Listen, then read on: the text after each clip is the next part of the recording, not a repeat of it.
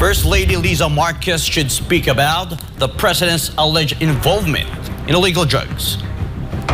This is former presidential spokesperson Attorney Harry Roque's persisting call, especially after Liza Marcos mentioned two vloggers in an interview without mentioning the president's alleged drug use. For Roque, the public has the right to know if the president is in right mind as he continues to push the country to engage in a conflict with China. The Philippine National Police was told to keep mum on the recent updates on the tons of shabu nabbed in a Batangas checkpoint. This raised further questions, particularly the driver suspect who is allegedly an ex-US soldier. And our Filipino fisher folks are lamenting the rivalry at sea. This greatly affects their livelihood. They lamented their problems at Scarborough, saying that it is not the Chinese but Vietnamese fisher folks stealing their catch. I am Franco Baranda and you're watching Newsline World. Attorney Harry Roque is now concerned about the possible effects of labeling the Chinese as the country's enemies. Valdivina Gracia reports.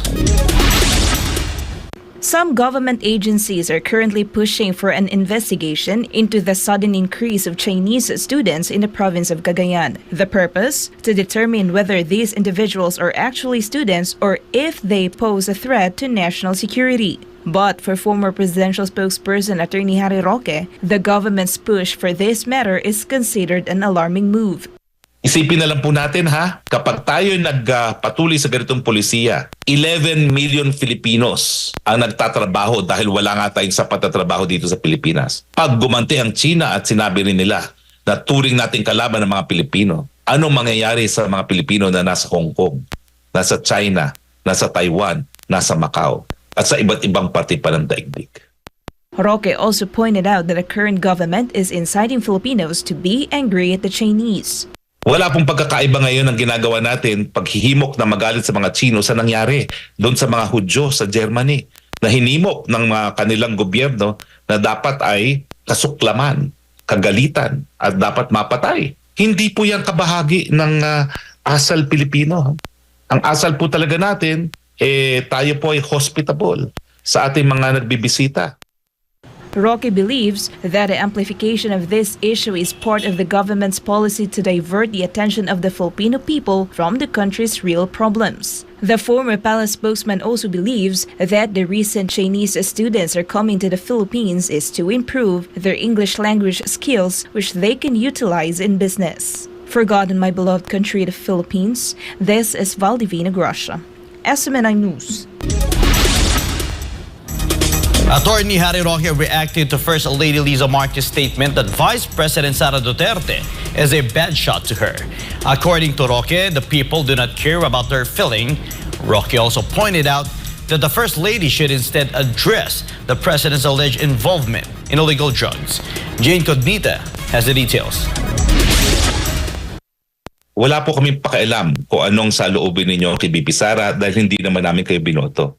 This is the reaction of former presidential spokesperson Attorney Harry Roque to Liza Marcos' statement with broadcaster Anthony Taberna recently. In that interview, Liza Marcos didn't hide her dislike toward VP Sara, labeling her as a bad shot.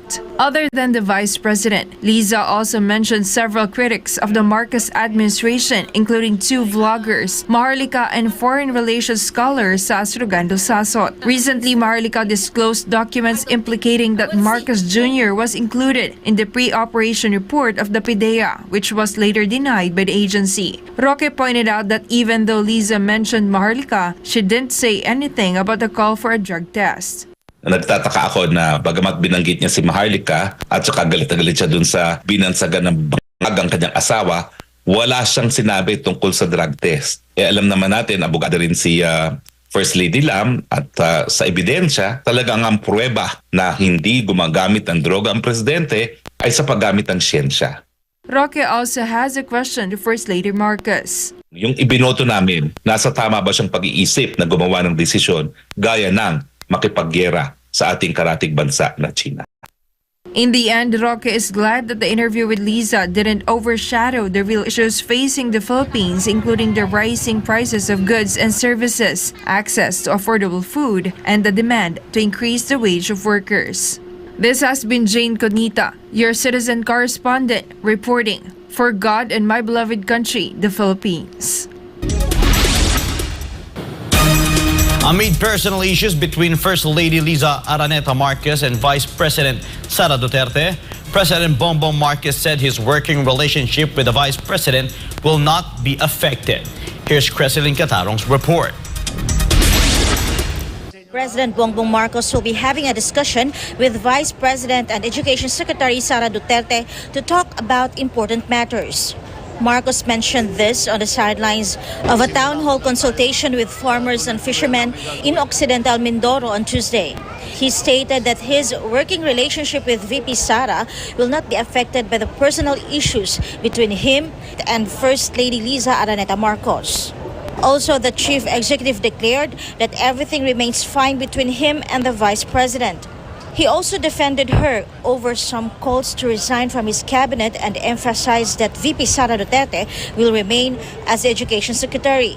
According to PBBM, cabinet members will only be removed from their positions if they are incompetent or corrupt. Pag hindi na kaya, nagkasakit, sabihin mo na, o di papalitan ka namin. O hindi talaga marunong, o corrupt, di ba? Tatanggalin ka talaga namin. Hindi naman ganun si Inday eh. Hindi ganun si Inday, Sara. For God and for my beloved Philippines, this has been Creselyn Catarong, SMNI News. The Philippine National Police will no longer speak regarding the investigation they are conducting after authorities seized more than a ton of shabu in Batangas last week. According to the PNP, they have been ordered to keep mum to avoid compromising their ongoing pursuit. Here's the report by Paul Montibon. The Philippine National Police has apologized as it seems that the public will not be able to get any information about the huge bulk of illegal drugs nabbed in Batangas last week. The PNP explained that they were prohibited from releasing information during their case build-up. To this day, many still wonder how the illegal drugs were acquired, and it seems that surveillance process is also lacking. Authorities seem to be singing the same tune, and now it's a deafening silence. I really cannot give specifics because I'm under strict instruction not to give any more details. Yan na rin po ang utos po kasi ng mga prosecutor for us to refrain from giving too much information so as not to, again, compromise the ongoing case build-up.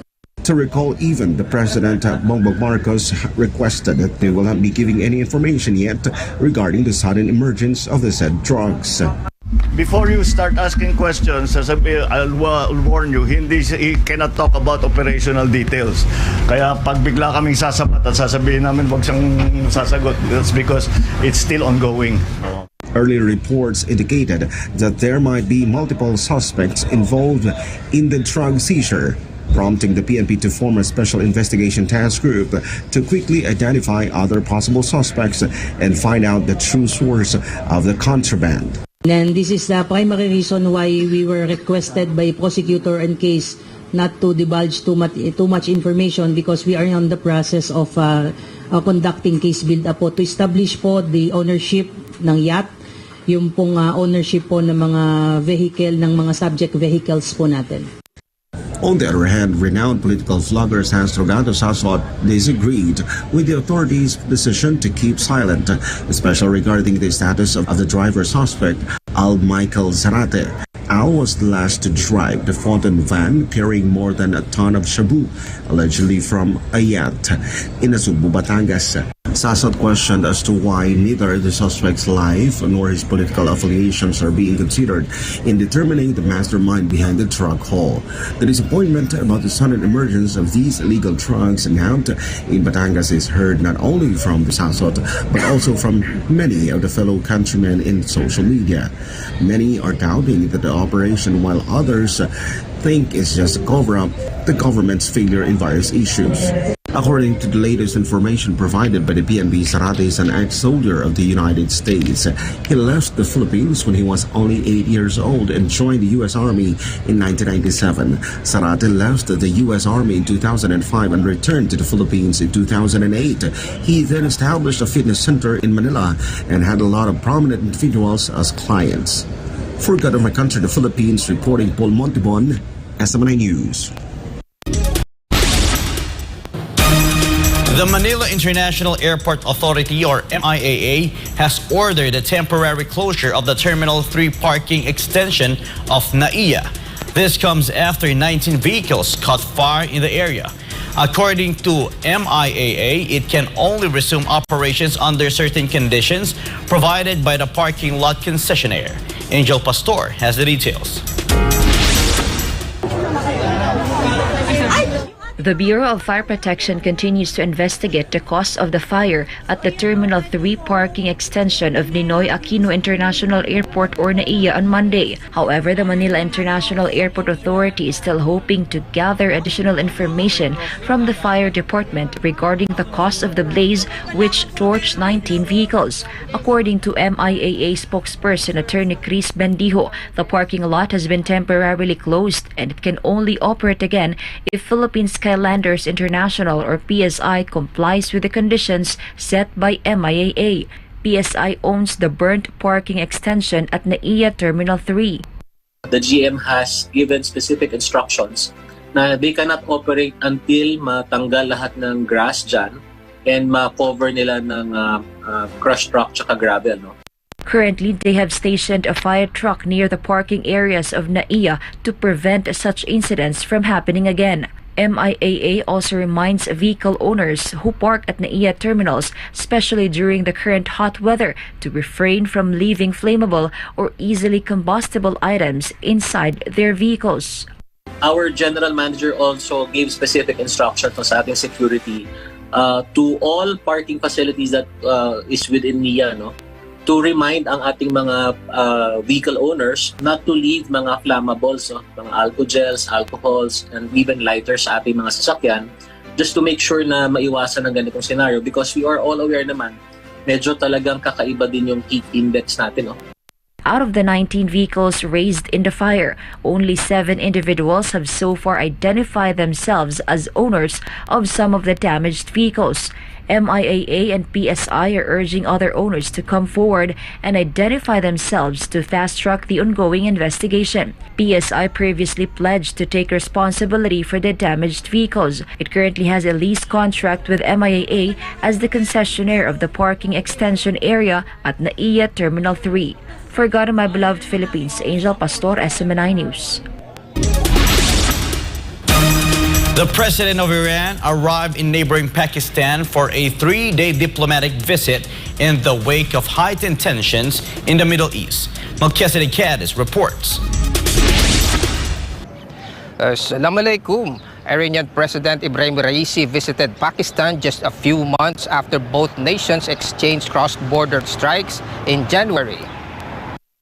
Raisi's 3-day trip to Pakistan started on Monday. The Iranian leader held talks with Pakistani leader Shehbaz Sharif in the capital Islamabad. This is the first time both leaders met since the two neighboring nations exchanged cross-border strikes in January, which killed 9 civilians in Iran and 2 in Pakistan. Both sides also witnessed the signing of memorandums of understanding in different fields. Raisi said he and his Pakistani counterpart agreed to improve relations in political, economic, commercial, and cultural fields. Both countries also acknowledged similar positions in fighting terrorism, drugs, and stronger border security, with many Iranian security forces subjected to terrorist attacks by Pakistan-based militants. The government of Pakistan deployed additional troops and security forces to ensure Raisi's safety amid increasing militant attacks in the region.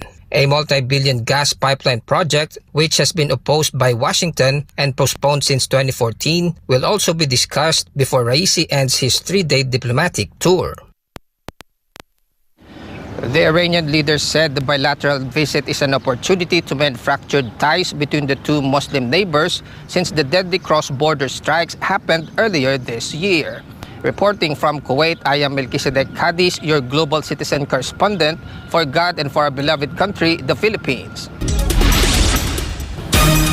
The United Arab Emirates rejected claims about its alleged involvement in destabilizing Sudan as conflict in the North African country enters 1 year.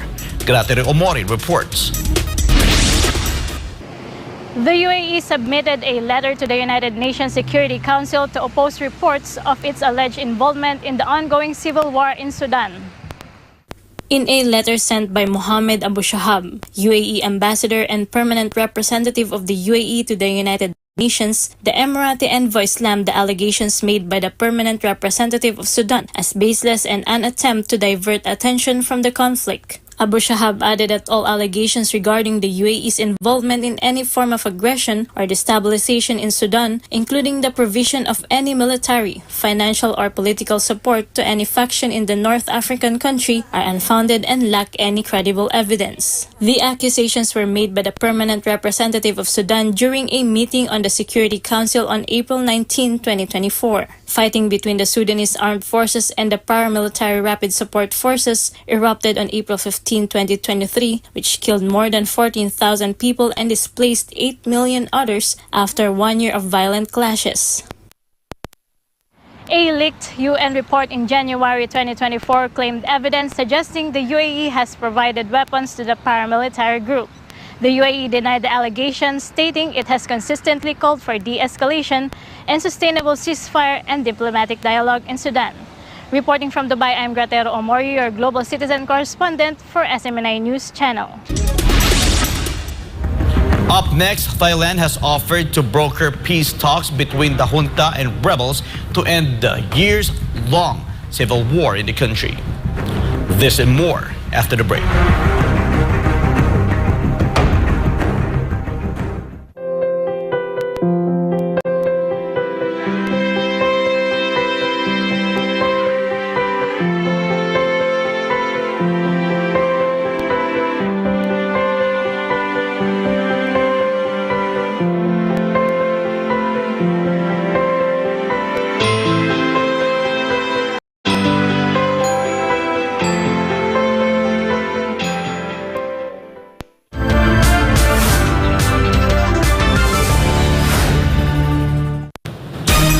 Poland says it is ready to allow NATO allies to deploy nuclear weapons in its territory as Russia reinforces its armaments in Belarus and Kaliningrad.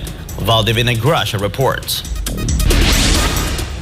Polish President Andrzej Duda made the remark during his recent travel to New York, where he met Republican 2024 candidate Donald Trump and spoke fondly of his encounter with the former U.S. president. Duda also met U.S. President Joe Biden when he traveled to Washington in March. The Polish leader pointed out that Poland and the United States have been discussing nuclear cooperation for some time now. According to the Polish president, his country will not hesitate to deploy nuclear arms in its territory to reinforce NATO's eastern flank as part of Poland's nuclear sharing arrangement with the world's largest military alliance. Duda said that Russia has already taken similar steps after it transferred tactical nuclear weapons to its neighbor and close ally Belarus last year. Poland, a staunch supporter of Ukraine, shares a border with Russia's close ally Belarus and the Kaliningrad exclave, a home to Russia's Baltic Fleet.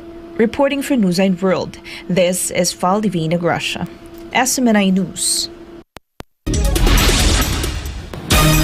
Filipino fisherfolks lamented the current problem that they are facing at the sea.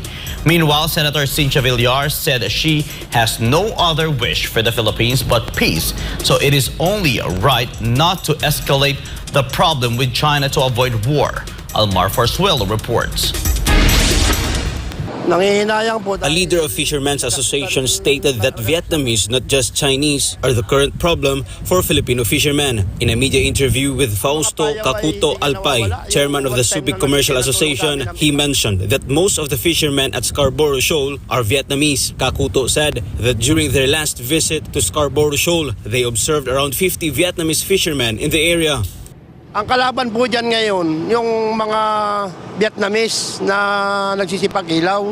Yan po ang marami dyan ngayon. Kaya po nung minsan lumaot yung bangka ko doon ay kakaunti na nahuli. Dito sila nakahuli sa malapit dahil nasa 50 Vietnamese ang nandun sa palibot na Scarborough. The problem is that the Vietnamese are allegedly taking their catch. Ang ano po ng mga Vietnamese, lahat ng mga makikita nila mga payaw, siyempre po mga high-tech yung kanilang mga gamit. Alam nila kung alin payaw ang maraming laman. So paano nyo nalang nasabi na mga Vietnamese yung sinasabi nyo nagpapailaw? Paano nyo nasabi? Wala naman sila ma'am na bangka na kagaya ng bangka namin na may kinatigan. Lahat po sila mga lansya. Tsaka makikita mo naman po sa banner, sa flag.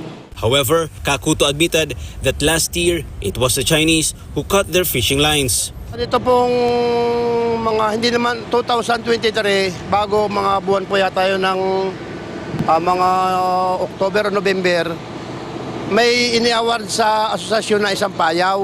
Sa kagustuhan ko po na matulungan ko rin yung mga membro ko ng mga hook in line, nag-request sila sa akin na doon ko raw ihulog sa Scarborough. Ay hindi pa naman po namin naanihan, naputol na nga po. Meanwhile, to protect the fishermen, Senator Cynthia Villar has advised for the authorities. Ever since matagal na akong chairman ng Senate Committee on Agriculture and Food, alam ko na ang nagbabantay sa mga mingisda ay BIFAR. Kasi pag BIFAR, parang hindi militarized, di ba? The senator added that it is indeed part of BIFAR's mandate to watch over and protect the fishermen. Natural naman sa Bureau of Fisheries and Aquatic Resources na alagaan nila yung mga fishermen. Alam nilang may danger sa West Philippine Sea. Eh kung magka-problema sila, nandun sila para tumulong. Senator Villar then urged the current administration not to escalate tensions with China and that it is better to discuss and find common ground between both nations to avoid affecting fisherfolks. Hindi dapat palakihin yung problema kasi gusto ba natin makipag-away talaga sa China? We're not in a position to fight with China. They have to find a common ground dyan. Kasi ako, ang concern ko yung mga fishermen. Kasi mahihirap yan eh. Yan lang ang hanap buhay nila. Pag nag-away sila, affected yan. Diba? Kawawa yan. Diba? Senator Villar emphasized that she has no other wish for the country but peace. Ako, wala namang masama na we don't quarrel with China and we don't quarrel with the US. Diba? Hindi. Ako, I am for peace in the Philippines. Kasi talagang mahirap pag may nag-aaway sa isang bansa. For God and my beloved Philippines, Almar Forzuelo, SMNI News. The war of words between Elon Musk and Australian Prime Minister Anthony Albanese deepened after an Australian court ordered social media platform X to remove videos of the brutal stabbing of a bishop at a church in Sydney last week. Tricia Molina has the story. The chaos that gripped Sydney took a new turn after videos of a violent stabbing incident inside a local church in the Sydney suburb of Wakeley sparked a censorship debate between the Australian government and Elon Musk. The brutal stabbing of Bishop Mary Emanuel by a 16-year-old teenager last week sparked protests from angry church members and went viral on social media. On Monday evening, the Australian Federal Court ordered Elon Musk to remove videos of the stabbing incident from his social media platform X. The Australian government labeled the incident as a terrorist attack. The court granted the East Safety Commissioner, Australia's independent regulator for online safety, a 2-day injunction requiring Musk's social media platform to heed the request. However, a barrister from the cyber regulator said that the X platform had geo-blocked the posts containing the video, meaning Australians could not access them. However, the video is still available for global users outside Australia, including those Australians who used a virtual private network or VPN connection that made their IP address appear they are outside the country. The E-Safety Commissioner argued that footage of the violent stabbing video must be hidden, not just from Australians, but also from all global users. Musk's company raised free speech and jurisdictional concerns over the takedown order and branded the move by Australia's independent regulator as an unlawful and dangerous approach. Meanwhile, Australian Prime Minister Anthony Albanese called Musk an arrogant billionaire for refusing the Australian government's calls to take down the content. He also slammed the billionaire for choosing ego and showing violence over common sense after the ex-owner accused Australia of censorship. Musk responded to Albanese, stating that no president, no prime minister or judge has authority over all of Earth, without naming anyone. The billionaire also argued he is not above the law, adding that the global takedown orders are improper and must be followed within the country of their jurisdiction. Reporting, this has been Trisha Bolina, SMNI News. The Department of Agriculture is currently planning to establish a 10-day buffer stock of various agricultural commodities aimed at lowering their prices in the market. But some agri-groups are concerned about the potential challenges and its implementation. Sheena Torno has the details. The relentless surge in the prices of basic commodities such as rice, meat, and others continues to burden the public. This is also why many Filipinos are looking to find cheaper alternatives.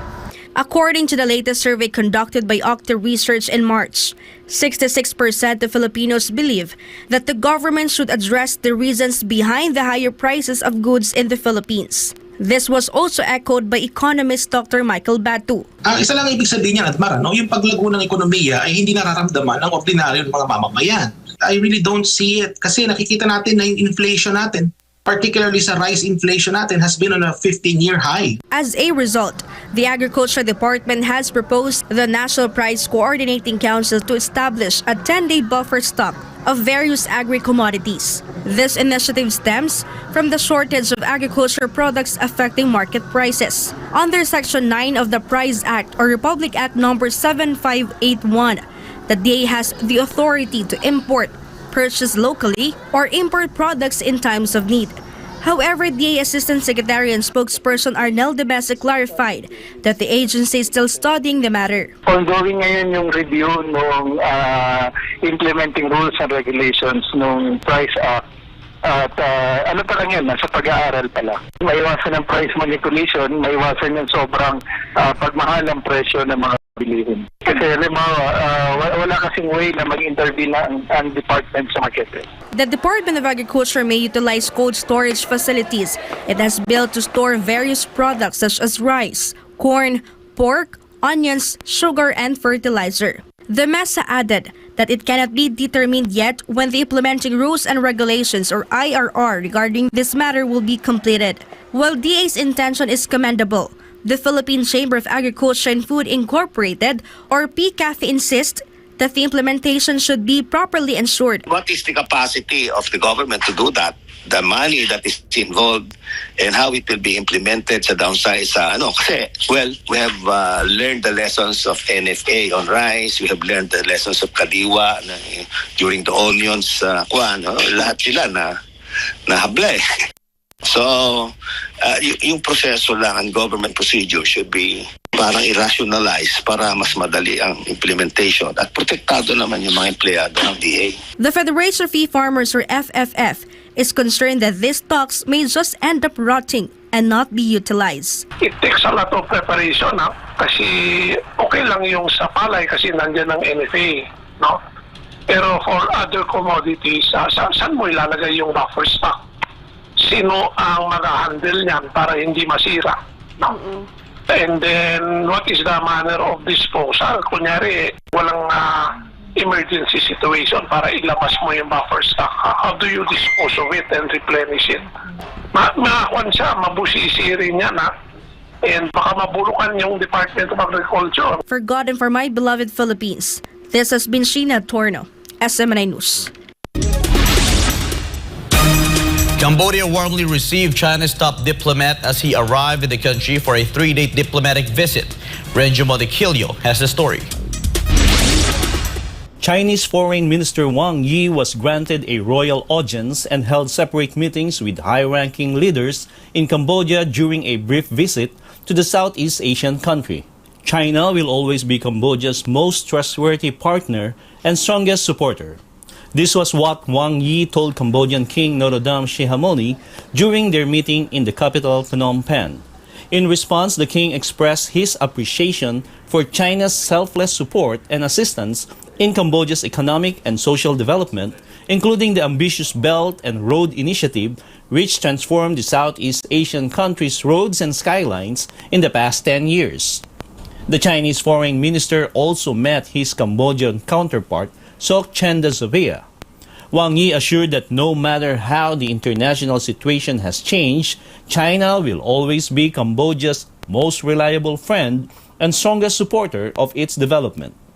Part of the trip was separate meetings with Cambodian Prime Minister Hun Manet and his father, former Prime Minister Hun Sen. Wang Yi's visit was part of a three-nations regional tour which involved Indonesia, Papua New Guinea, and Cambodia as the last stop.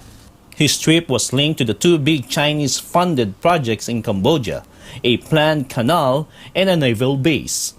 Former Cambodian Prime Minister Hun Sen previously described China as Cambodia's most trustworthy friend and forged strong ties with the world's second-largest economy. His son, current Prime Minister Hun Manet, is following his footsteps. Reporting from Singapore, I'm Renjo Medikilio, your Global Citizen correspondent for God and our beloved country, the Philippines.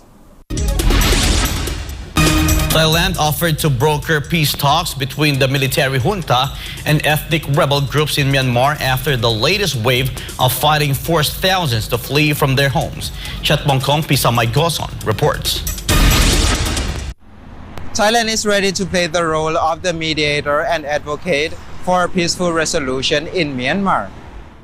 The Prime Minister's Secretary General Dr. Prominra Surides said that, apart from organizing peace talks, Thailand is also ready to provide humanitarian aid to its neighboring country.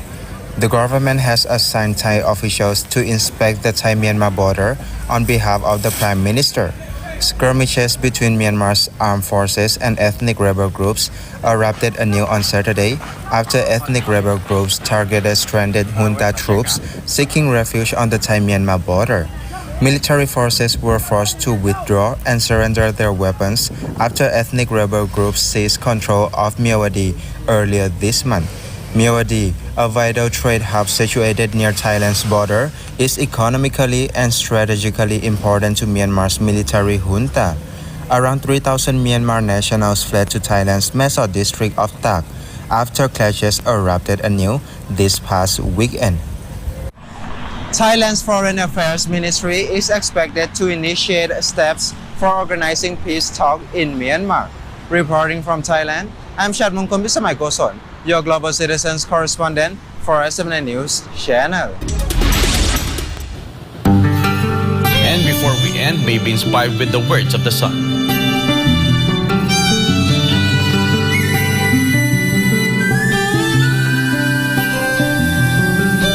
The avenues of excellence are unlimited.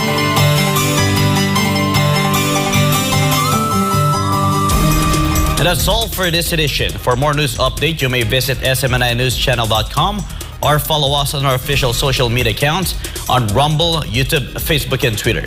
For God and my beloved country, the Philippines, I am Franco Baranda, and this is Newsline World.